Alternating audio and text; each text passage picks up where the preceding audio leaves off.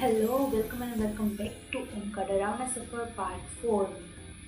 तो क्या देख लिया था ओम ने उस कैमरे में जिससे वो इतना शॉक्ड हो गया था? क्या हमको कोई क्लू मिल गया था?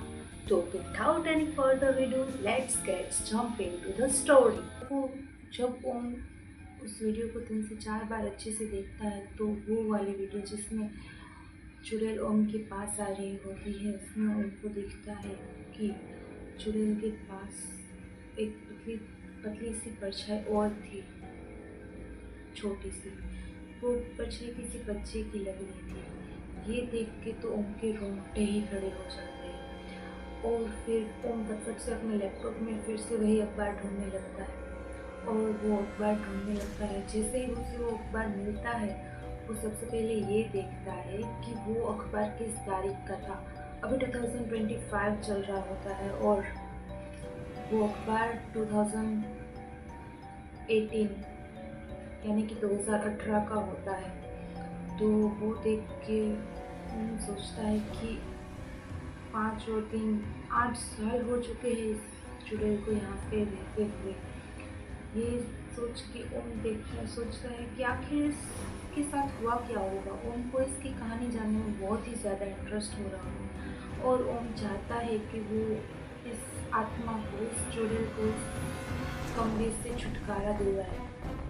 तो ओम चाहता है रिसेप्शनिस्ट के पास, क्योंकि वो ही है जो जान सकता है कुछ भी, क्योंकि उसके अलावा किसी और को कुछ पता ही नहीं। तो ओम जाता है रिसेप्शनिस्ट के पास और पूछता है, तुमने मुझे जो भी बात बताई थी क्या सिर्फ उतनी ही बात है? रिसेप्शनिस्ट कहता है, नहीं, मैं कुछ और नहीं जानता। रिसेप्शनिस्ट मुंह से तो बोलता है कि मैं कुछ नहीं जानता, लेकिन उसका हाव भाव और उसकी आवाज़ सुनकर ओम जान जाता है कि नहीं, ये कुछ तो जानता है। फिर ओम रूम में आ जाता है 306 में और रूम सर्विस मांगता है। तो 306 में जाने के लिए कोई तैयार ही नहीं होता। फिर ओम 2-3 बार ऐसा करता है, लेकिन 306 में कोई जाता ही नहीं है। फिर ओम मैनेजर को बताता है ये बात। तो मैनेजर को ये बात बताता है तो मैनेजर रिसेप्शनिस्ट को कहता है, तुम जाके देखो वहाँ पे क्या है और क्यों है, जैसे कि क्या प्रॉब्लम हो रही है वहाँ के कस्टमर को, ये जाके तुम देख लो। तो रिसेप्शनिस्ट डरते डरते वहाँ पे जाता है और वहाँ पे जाने के बाद वो खड़ा होता है बाहर। ओम पहले ही बाहर आ चुका होता है और ओम उसे पीछे से धक्का देके रूम में पे लॉक कर देता है। जैसे ही रिसेप्शनिस्ट रूम में जाता है तो उसे 3-4 परछाई दिख रही होती है।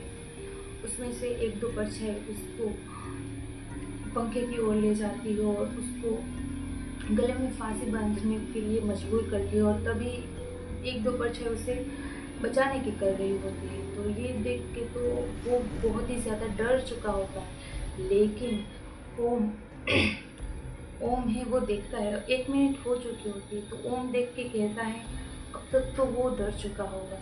तो वो ओम फट से दरवाज़ा खोल लेता है और फिर जैसे ही अंदर देखता है तो रिसेप्शनिस्ट पसीने से भीगा हुआ पूरा वो बेड पे पंखे के ऊपर अपनी रस्सी बांध रहा होता है। ये देख के तो ओम शॉक्ड हो जाता है और उसे बचा लेता है और फिर उसे 306 के बाहर ले आता है और कहता है, तुम मुझे सब कुछ सच सच बताओ कि आखिर क्या कहानी है इसकी, तुम जानते हो तो मुझे तुम बताओ। फिर ओम वो कहानी जानता है कि आखिर उस चुड़ैल के साथ क्या हुआ होगा या फिर क्या हुआ था। ये सुन के तो जो रिसेप्शनिस्ट को कहानी बताता है, ये सुन के तो ओम पहले तो बहुत शॉक्ड हो जाता है और आखिर की एक बात सुन के तो ओम बहुत ही ज़्यादा इमोशनल होने जाता है और रोने लगता है।